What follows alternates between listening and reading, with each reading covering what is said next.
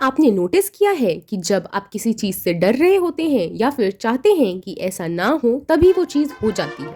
जैसे एग्जाम की question paper मिलने से पहले ये सोचना कि पेपर तो टफ ही आएगा और फिर सच में आपको टफ क्वेश्चन पेपर मिल जाता है। ऐसे मोमेंट्स पर हम सोचते हैं क्या हमारे साथ कोई बैड लक चल रहा है या फिर कुछ और है। स्टिक विथ मी क्योंकि आज हम इसी की फिलॉसफी समझने वाले हैं, क्यों हमारे फियर्स रियलिटी में बदल जाते हैं एंड इस साइकिल्स को कैसे तोड़ें। बट आगे बढ़ने से पहले I would request you to subscribe the channel for more such inspiring content.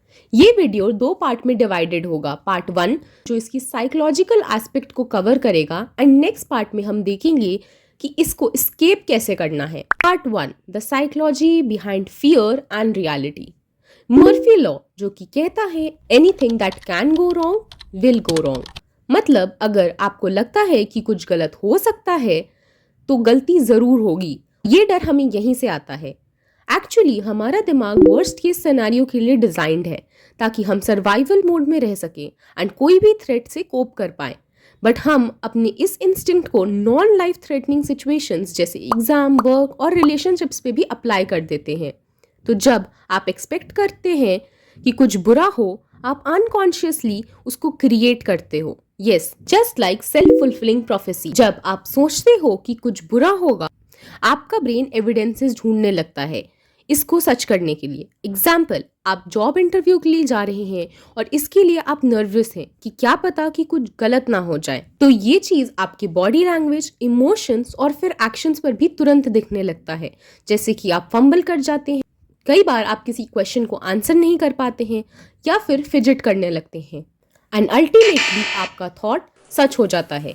हमारे दिमाग में एक बिल्ट इन फिल्टर है जिसको हम RAS which is reticular activating system कहते हैं। ये बाकी छोटे थॉट्स को फिल्टर कर देता है एंड सिर्फ जो आप सबसे ज्यादा सोचते हैं उन थॉट्स को रहने देता है।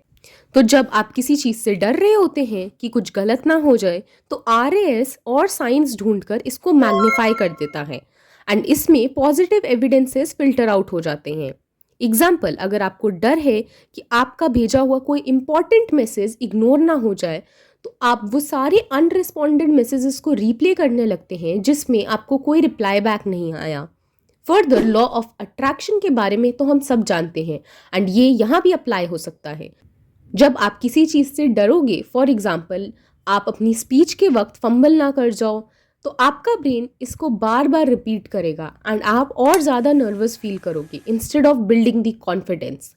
अब देखते हैं हम इस साइकिल को कैसे तोड़ सकते हैं। स्टेप 1, अपने डर को रीफ्रेम करिए। बुरा सोचने की जगह अच्छा सोचिए। अपने आप से क्वेश्चन करिए, what if this goes right. Example, what if test tough आया, उसकी जगह आप ये सोचिए व्हाट इफ अगर आप टेस्ट में बहुत अच्छा परफॉर्म कर पाए।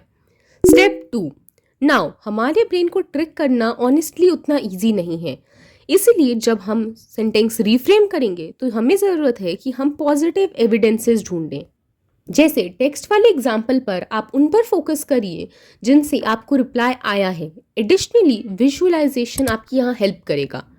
आप विजुअलाइज करिए। एग्जाम्पल, अगर आप पब्लिक स्पीकिंग से डरते हैं तो आप विजुअलाइज करिए कि आप परफॉर्म कर रहे हैं, आप स्पीच दे रहे हैं एंड अपनी इमेजिनेशन में अपने आप को कॉन्फिडेंटली एंड फ्लुएंटली बोलते हुए देखिए। इससे आप इसको अपनी रियलिटी में एम्बॉडी कर पाएंगे। स्टेप 3, डर हमारे मन में है और आप इसे एक्शन से तुरंत खत्म कर सकते हैं।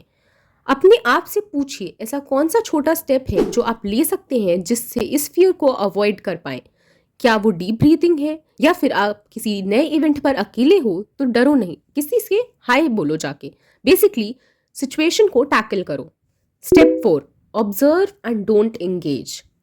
फियरफुल थॉट्स आपको तभी कंट्रोल करेंगे जब आप उन्हें कोई मीनिंग देंगे। नेक्स्ट टाइम जब आपको कोई थॉट आए तो उसे सिर्फ एक थॉट की तरह रहने दो, उस पर बिलीव मत करो।